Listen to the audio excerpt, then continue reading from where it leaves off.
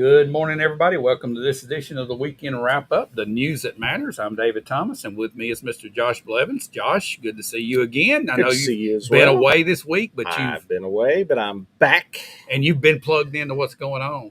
I have been plugged in, even though I was away. And believe it or not, we got a few things to talk about. We got this some morning. breaking news this morning. We got some stuff that, stuff that's just happening as we speak. Yeah, So, just happening as we speak, and of course that concerns Farm Credit's lawsuit against, or their ruling that they just won against Uncle Nearest and Nearest Green. It does, as well as a couple other cases yes. that we're going to discuss. So we'll dive into that as soon as we get back from our sponsor break here. And we want to thank Dennis Young Insurance and Leverage Power Washing. So let's hear from them, and we'll be right back. Yep. Get the results you want with the personalized service you deserve at Dennis Young Insurance Agency. As a local independent agency, we offer coverage from several different companies, including Erie. So whether it's auto, home, life, personal, or business, we can find the right coverage to meet your unique insurance needs. And with a rate lock advantage, your rates won't go up as long as you do not change drivers, autos, or addresses. Contact us at Dennis Young Insurance Agency, insuring Shelbyville and surrounding areas since 1988.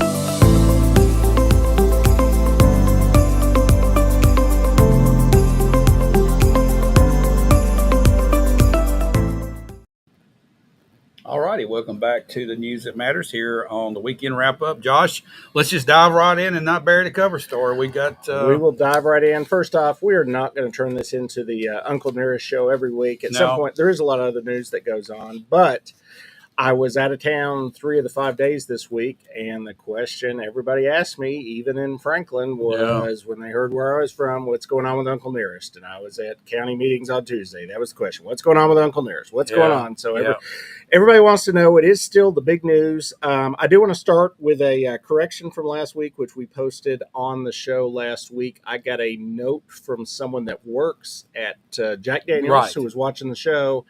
And they wanted us to clarify that the layoffs that happened this year were at Brown Forman. Right. They were not at the Jack Daniels facility. Brown Forman is the owner of the parent company of Jack Daniels. Yeah. Now, here was the point of that, I think. Yeah. We were talking about Jack Daniels possibly wanting to acquire or the general whiskey and spirits business. We were just trying to get to the decline in the industry. And that's a fact. So it is happening. Yeah. Jack Daniels is going to be one of the strongest brands out there, and they're going to be here.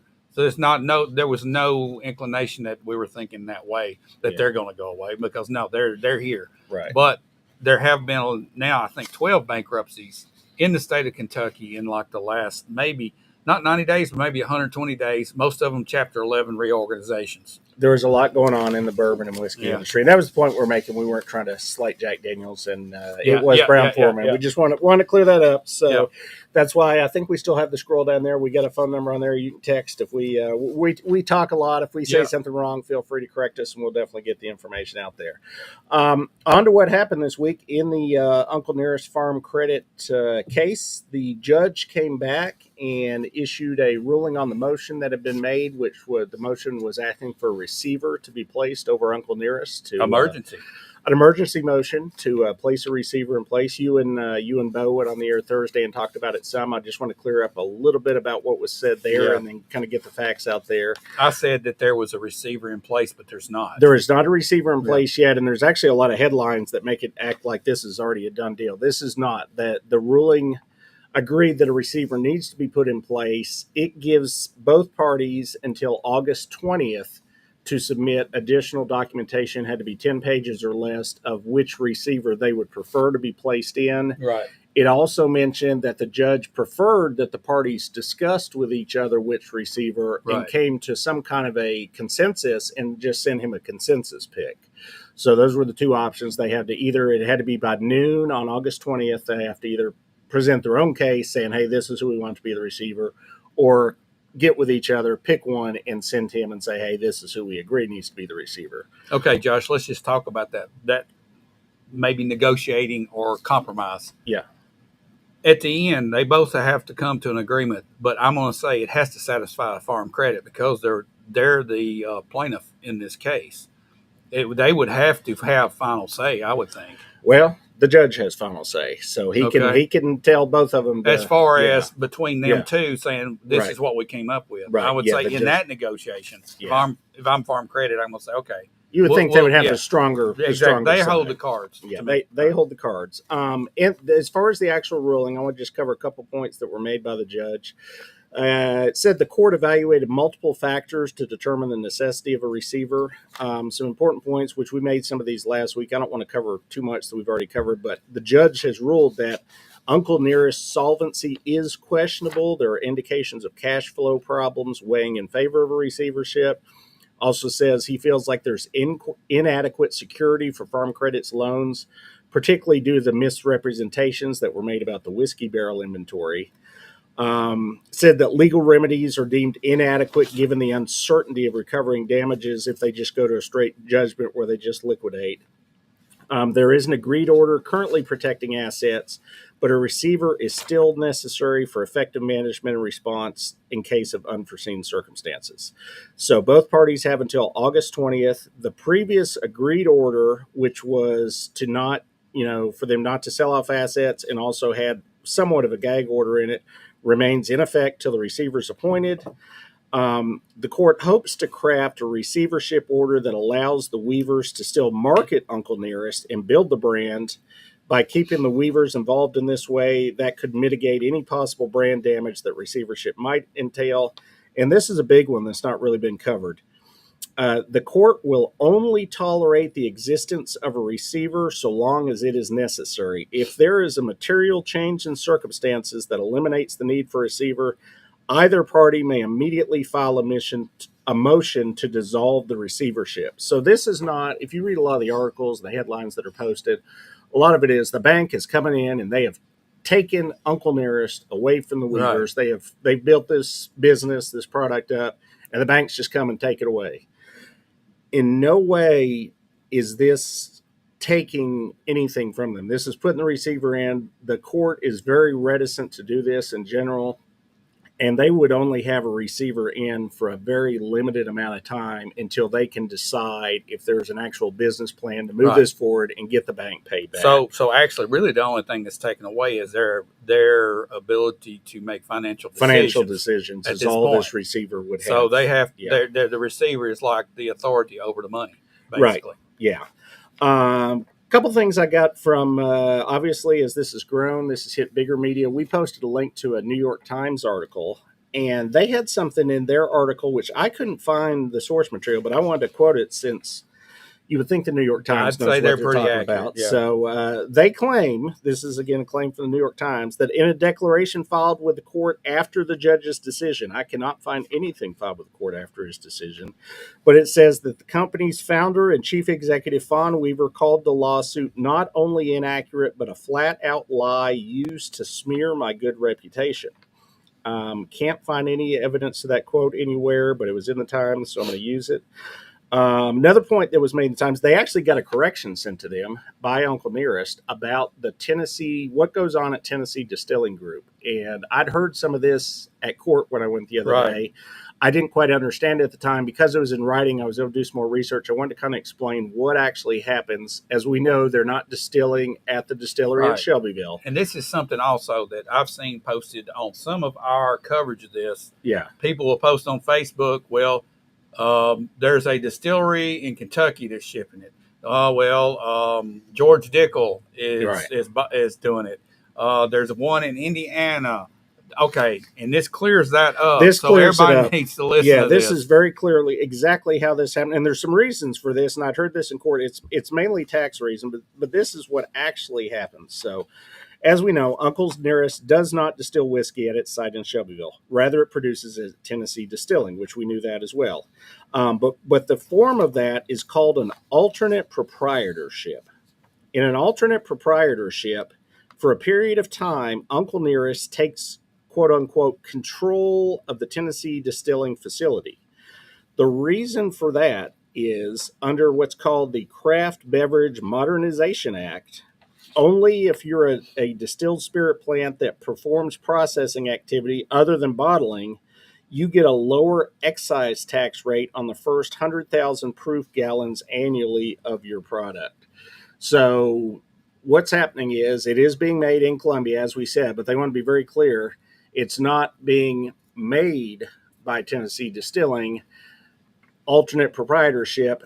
During the period of time that the equipment is running, it is actually being operated by Uncle Nearest is the way that it's done. And Tennessee Distilling is not the only one that does this. This is done all over the country because under federal law, it's a tax benefit. Right. And also there's just in the whiskey world, there's a benefit to saying that you're making your own whiskey. So it is being made in Columbia, but it's being run by Uncle Nearest as it happens. Now, we did a post this morning and want to explain some of that about there were actually 3 court rulings this week. Only one made the media. Right. All 3 affect Uncle Nearest. 2 were in federal court. 1 was in Bedford County Court with their own Judge Rich. And I just wanted to go over all 3 of those real quick, just so that people know this kind of sets up, more of a pattern of what's going on. This week on August 13th, I believe that might have been Wednesday. I'm not looking at a calendar.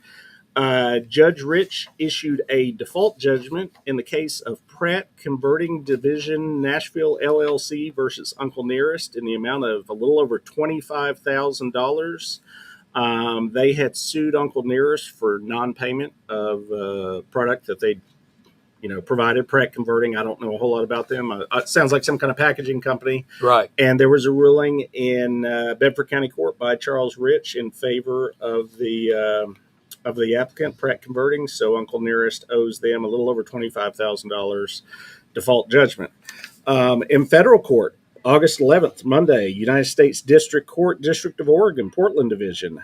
There was an order given granting the plaintiff's motion for default, and this is Billups LLC versus Uncle Nearest. Billups is a outside advertising company. They put up a lot of I'd say a lot, I don't know how many of them in general, but they put up billboards, ads on different outdoor products in Nashville, Middle Tennessee, around the area. They're basically an ad agency out of the West Coast.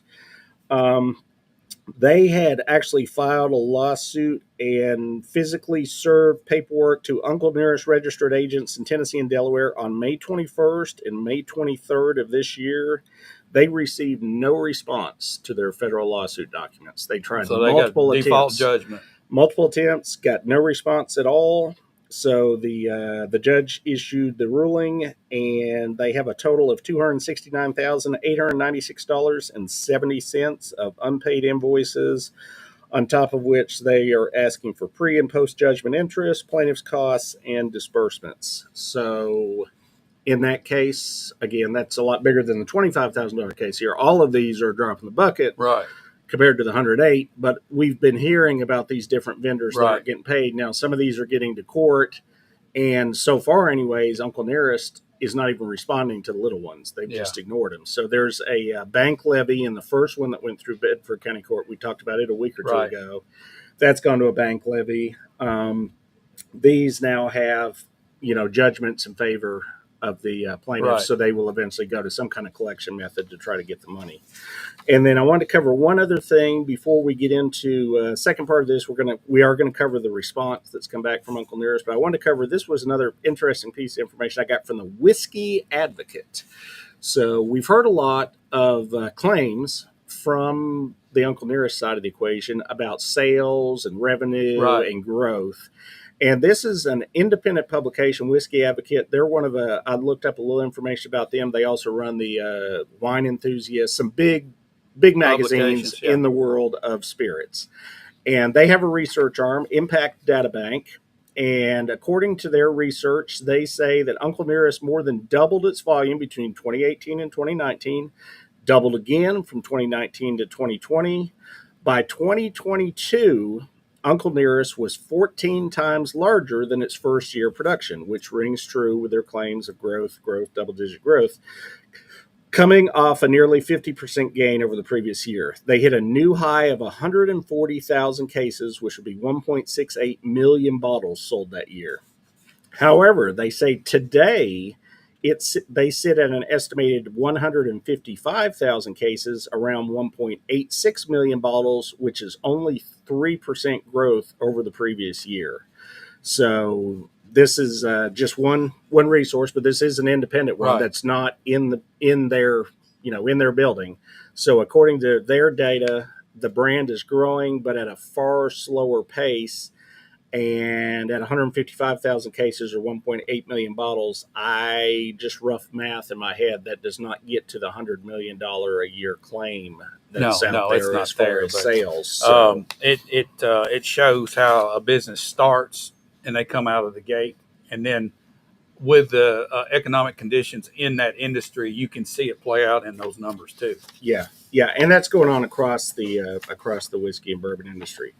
So the second part of the equation, which I teased this morning in the Facebook post, there has been additional activity since the judge's ruling. Yes. And I've got two parts to that. There was, I'm going to go ahead and put this out there. We're going to use the term hearsay, although this is from a strongly reliable source. This is the newspaper in Lexington, Kentucky. Right.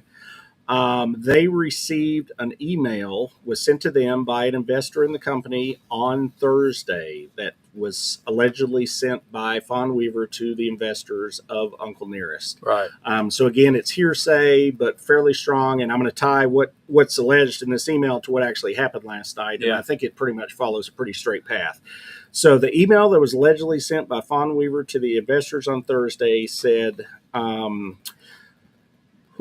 let's see where we'll start in the email. Both the bank and the financial advisors are working with them, as well as a restructuring company, have spent the last 3 months urging Uncle Nearest to file for Chapter 11. She says, while that approach might have been more straightforward for us personally and would have allowed us to control the narrative, we chose instead to risk receivership. A Chapter 11 would have benefited us, but it would not have benefited you, the investor. Instead, she said, they are focused on putting together investors and are attempting to purchase the loan from the bank. However, she said the bank has not been willing to come to the table. She said, further goes on to say, the judge was not aware of this when the ruling came down, but we will update him in the coming days. We'll cover that update here in just a second, before he makes his final ruling on August 20th. She said they will be holding a meeting with investors on purchasing the loan from the bank. Says we will continue working to move this loan from the current bank, that would be Farm Credit, to a new note holder. Going back to an earlier interview they had with Keith Weaver, he said they feel like the bank doesn't want to be in the whiskey space anymore. He says, do we want to pay our debt? Absolutely. Are we questioning the amount we owe? No, we are not. Can we service the debt? Yes, Keith Weaver said. Tough economic climate. There might be some fatigue, but let's figure this out. So the email that was quoted there said that their plan all along has been to get a new group of investors, get money together, and buy out this particular loan from the bank. This ties into a post that was on social media way at the beginning. This is the post that led to the gag order, right? Where she said and laid out the dollar figures that they paid Farm Credit, which they did, $7.5 million this year, and then made them an offer of $71 million. Which is about 68% of the total balance. Pennies on the dollar, but that was what they felt like was the start of negotiations. From all indications, they feel like they can go higher. I think they're trying to buy off the loan at a discount, is what it seems like. Of course. So what they actually did, which she mentioned, this was also in her social media post that we posted yesterday, Friday evening, 6:30 p.m., Uncle Nearest filed a defendant's motion to compel mediation. Defendant Uncle Nearest, skip some of that unnecessary language, is basically asking Farm Credit Mid-America to engage in confidential mediation at the earliest practicable date before the court has appointed the receiver. Uncle Nearest, together with a group of quote-unquote high net worth and well-funded investors represented by Holland & Knight, have made multiple good faith attempts over the past month to pursue a commercial resolution of the claims, including repeated requests to Farm Credit that the parties and the investor group participate in mediation. The bank has expressed a willingness to mediate. However, they have not agreed to do so and continually add preconditions or requirements that have stalled progress. It says the court has power to compel mediation. They are asking for a mediator to be named. They have recommended a mediator, a John Tarpley. And he says Mr. Tarpley is available to hold this mediation on August 25th. So they have submitted this as of last night to the judge, asking him to appoint. They've even sent in a proposed order granting the mediation, and it basically reads that they would have in-person mediation that would occur no later than August 29th, and they would have 3 days to report the results to the judge. At this point, the judge has ruled for a receiver and asked them for paperwork by Wednesday. They've now sent this back to the judge saying, we don't want the receiver, we want mediation. The judge isn't compelled to even respond to this. He could wait and see if they present receiver documents or not. So it will be interesting to see what happens before Wednesday at noon on this, if he feels like they have any kind of case for compelling mediation or not. So it does sound like, and they've indicated all along that they have some investors that are willing to buy out this bank loan. Okay, so here's my question about that, which this is all an effort to clear this up and then keep them on the path that they're on. Right. Okay, which the path that they're on is not good, Josh, but maybe if some of the investors have a little more direct input, it could turn the tide. But here's my question. This has been going on for a year and a half. It has, yeah. So where have the investors been? I mean, this would be something that you wouldn't want to come out publicly and be aired out in public like it is. This is like a behind-the-scenes thing that could have been done a long time ago. Should have been. Now, as far as the long time ago part, the real meat of this started in April when they did that final document. And even the judge's ruling is all tied to that final where they and I can't remember the word, but basically restructured the loans in April. So from April to now is when you've been. But they knew. They had the knowledge of where they were financially. Oh, sure. And that would have been a good time to do this. So my question, and this is just an opinion question, and people out there might have an opinion. Let's say they get this all together, investors come in and do buy out Farm Credit. They still have debt, okay? But does all of this being aired out across the entire country hurt the brand? That is a good question. And I would say to that, you've got both sides of this. If you follow them on social media and look at their posts, they have a lot of support in their corner from certain segments of the country, certain different areas, different people. They've got anything they post has 1,000 positive comments. I mean, I heard the post that we reposted on Facebook had 10,000 likes on it, I think, in one day. Yeah. So there is some groundswell of support for them for different reasons. So like anything that hits the news like this, I think they could lay claim to the fact that, any news is, good news at this point for them right now. Like once you're in the media, it's raised the level of awareness of their brand, and actually their sales probably are doing pretty good right now. They've got a lot of people coming through the facility now just because it's raised awareness, positive or negative. It's raised awareness that they're there, and right now, anyways. Right. Yes. I read this comment by Ms. Weaver. She called a lawsuit not only inaccurate but a flat-out lie used to smear my good reputation. I hear victimhood coming in right here. Right. And I don't think this happened after the declaration was filed in court. I don't think after the judge's decision. I think this is a quote she made before the judge. And I think sounds like it. I think the Lexington newspaper. No, this is the New York Times. I think they got their timeline a little bit wrong. This was, I think, before they put a gag order on her. I believe I saw that comment somewhere. It sounds like something that would have said earlier on, but I wanted to quote the Times like they said it. But Mr. Weaver comes out and he says, "This is we agreed that we owe this amount. There's no question about it." He made it in his statement.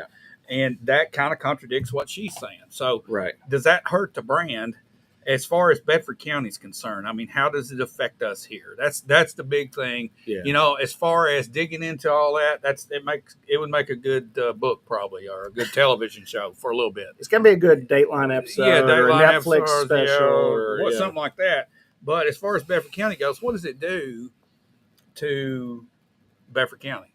Because that's what we're most concerned about. You know? Right. So what does it do? Yeah, and these littler companies, I mean, we kind of breezed over quickly the $25,000 judgment. You and I are both in small business. If you're a small business and you provide a product to a big business and they stiff you for $20,000 or $30,000, it doesn't have a big impact on them, but it can have a huge impact on I've you. been there, done that. And that's the thing. This has been swirling for 3 or 4 years. Yeah. And in the rumor mill, you know, you hear stuff all the time. And I hate that you just hear stuff, but you do hear it. Right. And that's it's not a new story as far as through the grapevine. Right. It's just like it's now all laid out. Yeah, on the now table. that it's in federal court, and there's a bunch of paperwork, and then once the New York Times covers it, it's pretty much all over the country. So there's a lot of comments coming in here. I could address them, and it's going to be if we gave answers to these, it would be just purely our opinion and speculation. And, I'm trying to stay away from the we're trying not to commentary on it and more just cover the facts, because there's a lot of moving parts still. I mean, just like this filing last night, and I looked pretty hard this morning, even the Times, nobody has picked up the fact yet that they filed a response. Right. This will end up in the news this week. Oh yeah, and this here's the thing about the facts. That's hard to do in this case when you've got people giving commentary that are involved in the case. Yeah. I mean, you go, what is this? I mean, so we might say this. Right. And it'd be not the facts, but it's just what was said. Those are the facts. It was said. Okay. Yeah. So the facts are the ruling continues to sit as we speak. They're required by the ruling to issue a recommended receiver by Wednesday. They've filed a counter motion asking for the mediation. We'll see if the judge, it's his discretion. He doesn't have to rule by Wednesday on their request, or he may go ahead and make a ruling by Wednesday and say yay or nay on the mediation. We'll just kind of be following it, and that will kind of set the trajectory of this. And I did see a comment that's on one of our posts that's worthwhile posting. I mean, now that this has turned into a federal court case, I mean, this could go on for months. It could go on for years. There could be, and again, we're not going to lead every show with 30 minutes on this. Dave Overcast, he may say, so why is it okay to borrow money and then not pay back the full amount? That's what all of us have done. Why do they think they aren't now required to pay back the money they borrowed? I think, Dave, this is a level of business that the average person, small business owner, doesn't fit into that mix. I mean, a small business owner has to pay, or they're out of business quick. But in the corporate world at this level, the debt levels are completely different. I mean, it's just and I wouldn't say it's okay to pay back a smaller amount, but this is a type of debt negotiation that happens even in personal debt. I mean, people file bankruptcy and aren't able to pay their debts. Yeah. There are people that have, I mean, if you're a Dave Ramsey listener, which I haven't listened to him in years, but part of his spiel was you call if you have medical debt, you call negotiate and try to get for pennies on the, it's a way some people handle their debt. I don't. Corporate America does this all the time. They buy debt, they sell debt. So from a moral standpoint, you would hope that you pay back all your debt, but it's possible sometimes people physically aren't able to. And Steve Jordan did make a fact statement right here. He said whiskey sales are down right now. That's a fact. Yeah, that is the and we can say that. That's a fact. Yes, whiskey sales are down across the board. So with that, I think that pretty much covered all of what's going on there right now. We'll be keeping an eye on it. We'll probably have more information by Wednesday. At least there'll be more filings. There may be filings as early as Monday, but we'll keep an eye on it. Let's move into the rest of the week real quick. Nothing big happened, but I do want to cover it. Monday morning, the city had a pre-planning meeting. I was at that meeting. Things are starting to pick up again in the city. This was a 2-page agenda. We'd had some light ones recently.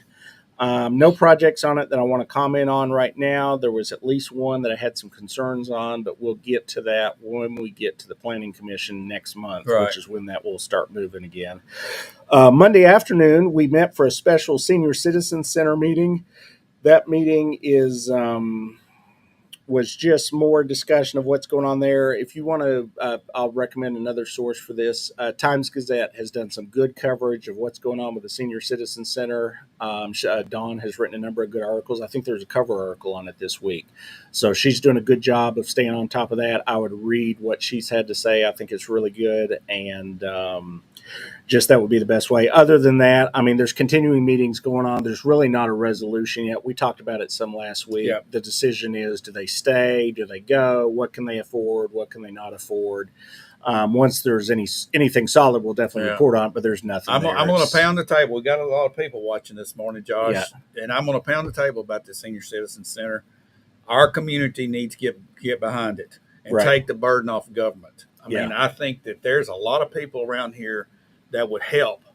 Sure. If we could just get organized somehow. If those folks there could somehow appeal to the community to come around it, and the city of Shelbyville can bow out of it, and it just pick up and go. And just go. Yeah, I think this would would love be to see that. far better handled in the private sector if we could.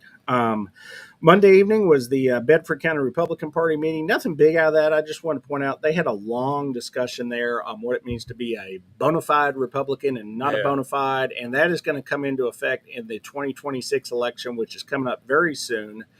I'll just mention it briefly. We've now got 2 announced sheriff's candidates, Nakia Elliott and John Sweeney. Mr. Sweeney is not a bona fide Republican, so he will be running in the general election. Nakia is a bona fide Republican. He didn't announce in his announcement. My guess would be he will run in the primary. We'll get that information from him for sure. But my guess would be he's going to run as a Republican. Now, the word bona fide in my language is different than the definition. Can you explain to everybody what a bona fide Republican is, or a bona fide whatever, however you label it, but it's specifically what the Republican Party requires to be bona fide. Set by the state bylaws. You have to have voted as a Republican in 3 of the past 4 statewide, and that word's important, primaries. Yes. So any primaries that had some kind of a state or federal office on it, of the last 4, 3 of those you had to have voted as a Republican. To run for office as a Republican, there's an additional stipulation. Even if you voted in 3 of the last 4, that 4th one that maybe you didn't vote as a Republican, you're good as long as you didn't vote for another party. The other party already being a Democrat. So if you'd voted as a Democrat in any of those 4, you cannot run as a Republican. But if you did not vote at all? If you didn't vote at all, you're good as long as you voted in 3 of the 4. So, 3 of the 4. But that's a lot of times, some of these elections that come around, that's a state election, and it really doesn't have any pertinent sway at the local level except the state level, and a lot of time it's insignificant, it seems, and people don't go vote. That's happened to me, so I'm not a bona fide Republican. So then you're not, then you can't run for office. That's okay with me. Yeah, but that is the rule. There used to be some wiggle room where you could get someone that was a prominent Republican to write a letter saying, hey, I vouch for this guy and stuff. They've removed a lot of those loopholes, and they really are just looking at the 3 of the 4 rule. Plus, they'll also look if you ever vote as a Democrat in the last 4 of those. So, Tuesday evening, we had a Bedford County Commission met for a grand total of 7 minutes. I don't even think it went 7 minutes. It was didn't like even 6 have minutes time and to get the 45 popcorn seconds. cooked, Josh. Yeah, I think we may have talked about last weekend. We knew there was nothing controversial. Yeah, we were saying 20 minutes. Yeah, I was guessing 27. 7 is quick for a. They prayed. They call roll and they adjourned. Pledge of allegiance. They approved the notaries. They accepted the quarterly report on finances, and they voted for one thing about appeals, some kind of zoning appeals, which had no discussion either. So it was gone. It was it. Announcements were short. Usually, even announcements will go 5 minutes because they'll have a bunch of stuff to talk about. Nobody had anything to talk about, so. That was it. Their conditions on the cars were still dripping when they got back to their car. Not a lot going on in county, but just on the same token, Thursday evening the city council met, and it went for about 35 or 40 minutes, a little bit longer. Nothing big on that agenda either. I did want to point out something new we learned. They got another grant. We're going to have full-size art installation of horses across the city. They're getting who's doing it? I think the Fly Art Center was part of this. So yeah, it's going to be like a full size horse, like in white. It's going to come in, and they're going to get a local artist to paint it up, make it artsy, And then they're going to put them. There's going to be one at the Fly. There's going to be one on the Square. Then they're going to pick different parts around town. Okay. And this is going to be a local, since we're, Walking Horse capital of the world. What we are. Yeah. So we're going to have big old painted horses in different parts of town. I think the initial grant, they said, covered 6 or 7 of them. And then if it's popular, maybe they'll go from there. So I thought that was interesting and intriguing. Photo ops. People This will get will their be picture taken. Instagram. This Yeah. is all about the Yeah. gram. So Yep. you want to get your picture on the Instagram, this is what you'll do. So That's right. So we'll have Okay. full-size painted horses. And then last but not least, to my week, this was something kind of personal, but I wanted to point out some things that I learned here. I spent 3 days at the UT Navy Center for Effective Leadership, local government leadership program, and I was at some rooms in Williamson County, mainly at Drury Hotel, and then also a campus of a college. And we met, it actually ended up being a little under 30 of us, elected officials, stretched all the way from, we had the mayor of Cock County, which he was an interesting gentleman. They were the ones that were wiped out by the hurricane. Right. They are still in I'll just say it, a fight with FEMA to get their county buildings rebuilt. Their jail, they're building the house, their jail and their county offices was basically destroyed. It's unusable anymore. And initially FEMA was going to come in and give them the money to fix it. And from his viewpoint, they found a loophole and they're currently providing him no funding to fix it. Yeah. So they're he's working out of an office out of like a strip shopping center. He said, I think his circuit court was like operating out of an old Mexican restaurant or something. Yeah, so, right at the Tennessee, North Carolina border. I know several people that live in that area. Yeah, and they said they saw a lot of response for 2 to 3 weeks, and when the news cameras went away, everything else vanished too. Yeah, and they've been sitting there, just insurance claims bogged down with loopholes, all kinds of stuff taking place, and they're still hurting. Yeah, now he did say the flip side was from the state, TDOT and them, that their roads and everything that the state was involved in, he said they did a great job of getting all that part fixed up. But from the federal side, they are still having FEMA issues. And private property owners up there are just they're at a stalemate. Some of them still living like in not a tent like you and I would camp in, but like FEMA tents. The shelters. Still living there. Yeah. So that was interesting. But my main point I want to talk about this, a lot of it was, stuff that's, nobody cares about. But one of the big takeaways I got by being in a room with a lot of people from different counties, there were 2 different ways that government is happening in the state right now. There was, and I'll go ahead and name a county, several people there from Hickman County, and they've got what they came around and said was dysfunction going on. They've got city governments and county governments. They're at odds. Everybody wants to take credit for this project or that project. Everybody wants to be at the ribbon cutting. What county was this? This was Hickman County. This was not Bedford, but yes, it was. It sounds some of what very much like we found here. But you had the flip side. We had the mayor of the county mayor of Williamson County and the mayor of Franklin came in and spent an afternoon with us. And they were, oddly enough, they worked together, David. Are you kidding me? I know. Shocking. Spoiler alert. So you sat through this dysfunction situation, and then you go and you saw how it's done wrong, and you saw how it's done right. How it's done right. And they even have gone so far as they had, oddly enough, a local option sales tax agreement between the city of Franklin and Williamson County, where they gave up a portion of their sales tax for a period of time to fund Williamson County schools during a period of extreme growth. But they had good attorneys that drafted this agreement. And Williamson County mayor, he said, I asked for 5 years of this particular amount of local option sales tax. He said the cities wanted our for less. They met and compromised. You got to be kidding me. They me. met and compromised and came up with 3 years, and they both were happy with Everybody's the agreement. happy. They both walked away from the agreement. The county got more money for its schools. The city got what it wanted. Both mayors were very clear, and we actually had the Williamson County trustee was in there, and she vouched for this. Neither mayor there is big on getting their picture in the paper or being in the headlines. They Really? prefer to work behind the scenes and get things done rather than go out and get So they're pictures actually taken working and on behalf of their citizens. they're Really? working on behalf and working together, and they meet on a regular basis. You're and work kidding me. together. So I bet they have coffee together. they Probably do. some of the So high-priced they coffee both over were there. very, very friendly, and I got to speak with both of them for a couple minutes, and which is just to say there are better ways to do government than sometimes we've seen here. I know, oddly enough, Amazing. we've had a lot of friction here in the county, and we're coming up on election year, and it would be a good time to look if we couldn't get some candidates that could actually work together rather than pulling in opposite directions. We need to So, quit electing sandpaper, obviously, to get rid Apparently. of the friction. yeah, maybe so. So that was my big takeaway. Like I said, a lot of other stuff went on there. It was a neat event. There was the mayor of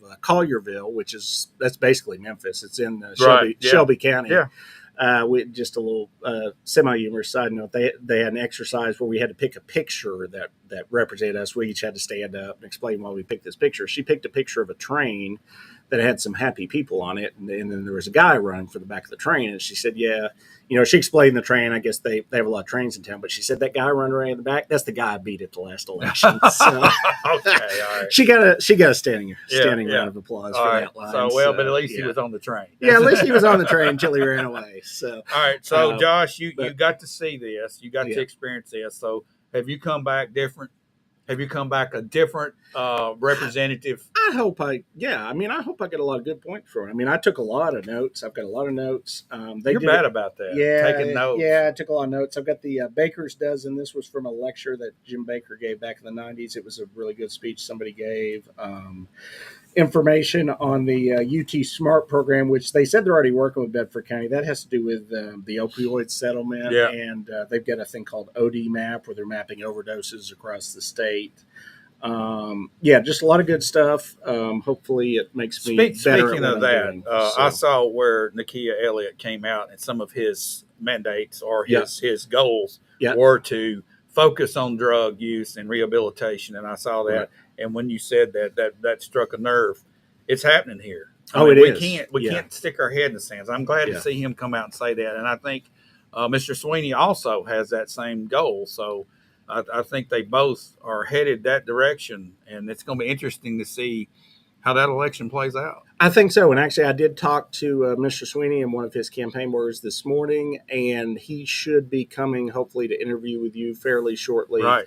So you can get at least your first Meet the Candidates interview with him. So I got those 5 questions. I know you've got your 5 and questions. And Nakia so. is going to come on with Bo and I think, pretty soon. I heard too. that as well. Yeah, So we'll be, campaign season it seems early, but it's ramping up with the first. I'm going to event make was this morning. prediction. I think that you're going to see that election to be one of the cleanest, most civil races that we've had recently at I the hope county so. level. Yeah. I think it'll be a good race. Should be. You got 2 good candidates there. Yeah. So with that, unless you've got anything else from this week, I think that's all we're going to cover from this week. We might take a break and then just talk about what's coming up next week. Yeah, we'll come right back after we hear from our sponsors, Dennis Young Insurance and Leverett's Power Washing. We'll be right back. Get the results you want with the personalized service you deserve at Dennis Young Insurance Agency. As a local independent agency, we offer coverage from several different companies, including Erie. So whether it's auto, home, life, personal, or business, we can find the right coverage to meet your unique insurance needs. And with a rate lock advantage, your rates won't go up as long as you do not change drivers, autos, or addresses. Contact us at Dennis Young Insurance Agency, insuring Shelbyville and surrounding areas since 1988.